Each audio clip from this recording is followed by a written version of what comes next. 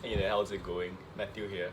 And today, I'd like to share with you what I think about the new age of working and why this is important to learn right now, wherever you are, and how this is actually the new McDonald's system, which would help us all learn more, become more structurally sound in terms of looking at money, and how this would actually benefit you.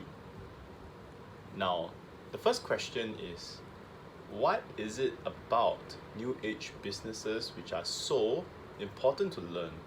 First thing is that if you refer back to at least 5, 10, or 15 years, you realize that most of the businesses back then were all contract based and they were mostly looking at full time employment. Now, how has that changed over time? As you have seen recently, most jobs have either gone into 3-year, 1-year contracts, or they've moved on to things whereby you work as you go. Now, the thing about contracts is that when it comes to strength, either for the employer or the employee, a short-term contract is actually more beneficial for the employer. Now, this is especially valuable where the company owners or the board of directors do not know whether or not their company services are relevant into the next 5, 10, 20 years. On the other hand, let's talk about full-time employment contracts. Now, the good thing about full-time employment contracts is that it heavily scales on the benefit towards the employee. The problem is that full-time employment contracts are severely hampered whenever there's any crisis going on in the world. For example, housing crisis, electricity crisis, energy crisis, job crisis, even those. Now, if there is a crisis happening in the world and an employee holds on to a full-time contract, for example, that would still be a problem to the employee because a full-time contract does not mean that the employee will forever have a regular stream of income from employment. Now, on the other hand, what if the employer actually gears or trains his employees to think in terms of 3-year, 5-year, 10-year contracts, or even 1-year contracts? Now the employee is more adaptable because he or she understands that things would change, and especially during these periods, things do change very fast. Also, wealth changes, and also their stake in life changes too. By having such a contract, you are in a way not burdening the employer that much, and also you are doing one key important thing, which is to help the employee to realize that things change, and this helps them to align themselves gradually towards this change. Now, let's talk about the new age business and how this is actually much better than full-time contracts and also contracts that are worth a few years. Now, the interesting thing about the new age business is that the system in which you pay people where they deliver a service, like for example for Grab, for example like Uber, and all these amenities, is that it helps the person using the app to realize that there's actually a value exchange and that the key driver for them being useful and having rewards in return for this is dependent.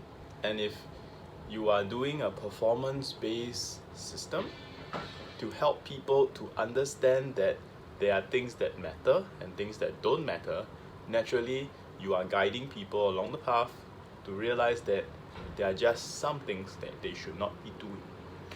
Now, traditionally, this process of stopping an employee from doing something has been done through either punishments or docking of pay.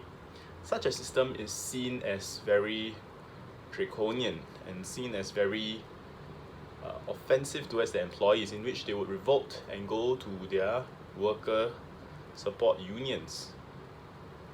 However, if from the very beginning you set the standard that this is something that you do not tolerate and you show employees that this is something which the company does not stand for, it no longer is an issue. On the other hand, it will be publicly supported that the employee does not go against the system. Now, would you prefer to live in a world whereby people are self-responsible and people know what matters and what doesn't matter and live a more fulfilling life? Or would you prefer a system whereby all a person has to do is to show up at work, get a paycheck and go home? Now, many complaints have arisen during this process, these decades